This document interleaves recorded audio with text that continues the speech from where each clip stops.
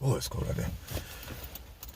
I'm currently engaged in a conversation, nice little dialogue, very stimulating, with a person who viewed one of my videos recently, and in this particular conversation, it seems as if this person, male or female, I don't want to ascribe anything or assume any thoughts onto this person, but it seems like this person objects to what is commonly referred to as Reformed theology.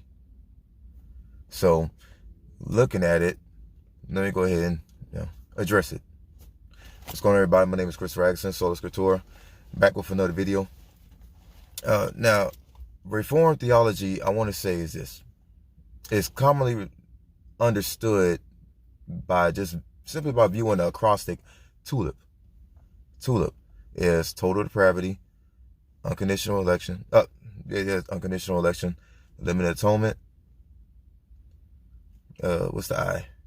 Is irresistible grace, and the P stands for perseverance of the saints. According to my understanding, is and also what is contrary to many who fall into the camp of a 4-point Calvinist, is that the reason why they're not a total 5-point is because they reject the idea of total depravity. Total depravity is important. That's the T in TULIP again. Total depravity says mankind is outside of God's grace, outside of the grace of God. Mankind is completely and utterly saturated to the core, polluted with sin. Polluted with sin. This is why so many places in the scriptures, Old Testament in particular, I point out, and especially looking at it in Genesis, early going in Genesis, when chapter 6, when God looked down at the world and saw that everyone was doing what was right in his own eyes. And even in, you look at the typology and the call of Abraham, where at the time, the entire world pretty much was saturated in paganism, was just steeped in paganism. And Abraham was called out of that. How? By God's grace. Another thing, Jeremiah 17:9, the Lord is saying, Yahweh says this, the heart is deceitful and desperately wicked. Who can know it? Verse 10, I, the Lord, try the hearts. I search the reins. I search the hearts. I try the reins. Let me go on into this. It's in Matthew chapter 7. This is important because it works two ways. It points out the total depravity of mankind, and that mankind is, again, outside of God's grace, is steeped in sin. Does that mean that everyone is going to be just completely evil and doing everything likened to Hitler or Stalin or Pol Pot, Mao Zedong, any one of them? No, not exactly. However, again, outside of God's grace, we are actually capable of these things, capable of greater in the sense of scope, not greater as in like, oh man, magnitude, like this is amazing, but greater in the sense of scope and magnitude, that we're actually capable of doing things even more heinous than they. This is what, I mean, you look around in the world, you look around in society, and we see, I see the total depravity. People who have not been called by the Father, and because they have not been called, they are just reprobate, unregenerate sinners. And hopefully if you're a Bible scholar, or even just read a little bit, you will know in Ephesians 2:8 is that for it's by grace that we saved, not of works, so as any man should boast. So we cannot boast in any of these things. Jeremiah even speaks to this in chapter 9, that we cannot boast in our intellect and our strength, none of these things. It is only by God's grace and that we know the Lord. Let me go in Matthew chapter 7. Is verse 13, again, it speaks about the total depravity of humanity. Messiah is making an assessment on the total depravity. But also, this points to his deity. is divinity. So check it out. Verse 13, enter ye in at the straight gate, for wide is the gate, and broad is the way that leadeth to destruction, and many there be which go in thereat. Verse 14, because straight is the gate, and narrow is the way which leads unto life, and few there be that find it. How could a mere man make that claim, make that assessment? Because this speaks of, I hope you tap into your verb tenses from from 5th or 6th grade reading class, past, present, and future. Christ is saying that is when he says wide is the enter ye in the straight gate, but when he says wide is the gate and broad is the way that leadeth to destruction, and many there be which go in thereat, it's like, if you can see the verb tenses, in the past, many have traveled this broad road to destruction, this wide road to destruction. Many have traveled it, and many are currently traveling it, present progressive. And many will continue to travel this road, this wide road. That's future tense, past, present, and future. How could a mere man, a good teacher, make this assessment, make the scope on humanity, especially knowing that Christ, looking at the context, is he spent his entire life in the country of Israel. He never ventured outside of Israel. It was his disciples, the Apostle Paul, who ventured outside the countryside, and they looked at, they toured, not toured, but they had missionary journeys into the entire known world. The 12, they almost exclusively remained in Israel still, as their mission was to the nation of Israel, Matthew chapter 10. Whereas Paul was called to preach to the Gentiles. This is Acts chapter 9. That's another video right there. I really like to go into that sometime later. But so he made an assessment. This person, this Hebrew, whose life is exclusively in this is one area.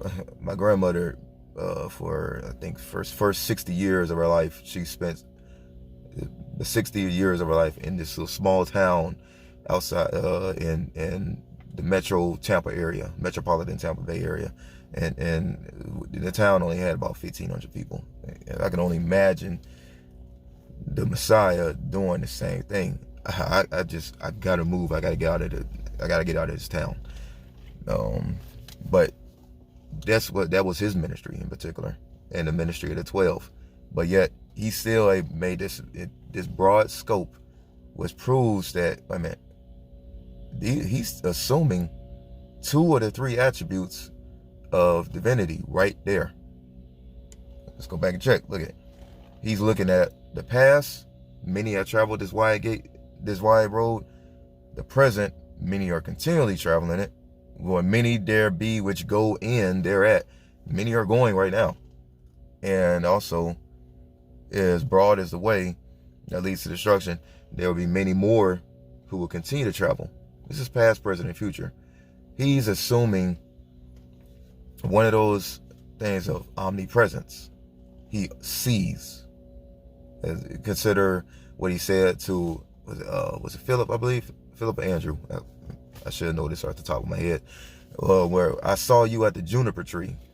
I saw you in the juniper tree in the shade, and when he first called him, Andrew, when he first called him, and that's when Andrew believed, oh, you are the Messiah.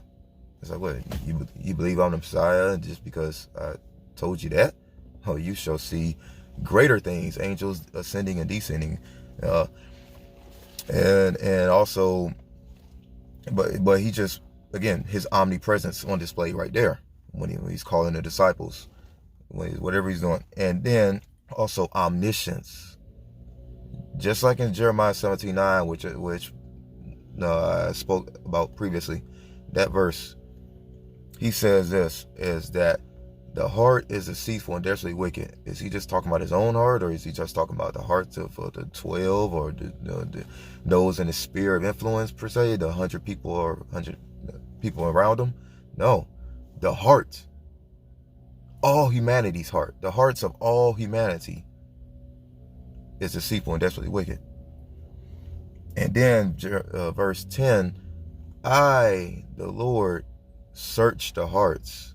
Even King David begged of the Lord to search his heart, for any iniquity. And it's the saying goes, or again, Jeremiah 17:10, I, the Lord, search the hearts and I try the reins.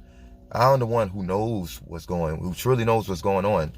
And again, in Genesis 6, he made the assessment, looking down, being omnipresent, seeing all humanity, but being omniscient and knowing what's the hearts of all humanity.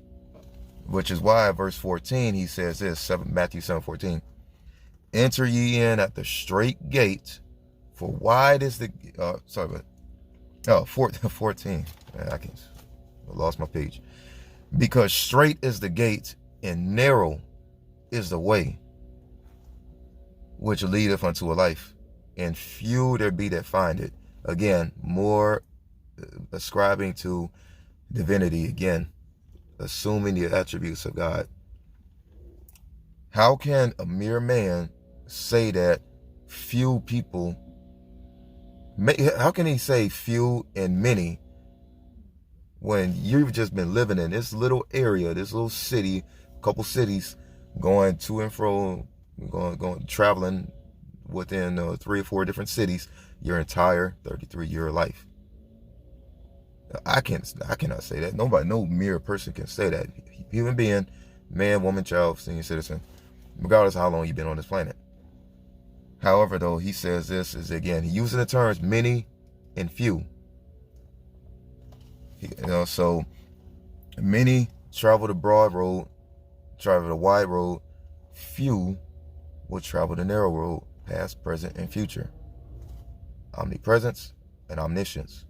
He proves his divinity right there, and in so many places. So use that next time, and somebody might be like, hey, where did Christ, someone objects, what did the Messiah ever say? What did Jesus ever say? I am God. Prove to me. Where do you say I am God? Okay. The Jews, they'd pick up stones. The Pharisees, they'd pick up stones to stone them and accuse them of blasphemy, which is, man liking himself unto God. But, moving on. But, so, as well as, again, is this points out, as I originally intended to point out, the total depravity of mankind. Because if mankind was able to just clean oneself up, and travel down and make the road to eternal life wide, and the road to destruction narrow, then why haven't we done it yet? Out of 6,000 plus years of human history, in the biblical creation, young earth mindset is, why haven't we done that? I mean, out of everything going on in the world, all the wars and rampant wars have been coming around, and people just cutthroat and getting at each other, and murders and thefts and extramarital affairs and all these other things going on through human history. All of these things shows the total depravity of mankind. The heart, which is deceitful and desperately wicked, on full display for all to see. Again, my name is Christopher Agason, Sola, Scriptura. Leave a comment on the bottom. Go ahead and leave a comment. Let me know your thoughts about, 1, the total depravity, and 2, if you care to do so, leave also an additional comment about anybody who's ever objected and said, oh, prove to me where Jesus said he is God. I get this a lot from Muslims and atheists, chiefly, but other people as well. But again, primarily Muslims and atheists. So definitely is leave a comment on the bottom, and also hit that notification bell, next time I post a video. Find my group on Facebook, the same name, Sola Scriptura. And also is, just continue to search the scriptures and see that they are true. See that every single page speaks volumes of the Lamb of God who has came to take away the sins of the world, according to John the Baptist, and the Lion of Judah who will return and cleanse this world of the depravity, the total depravity, and the bondage, spiritual bondage that we face. Until then, look out for my next video. But until then, go in peace and serve your Lord. Until next time.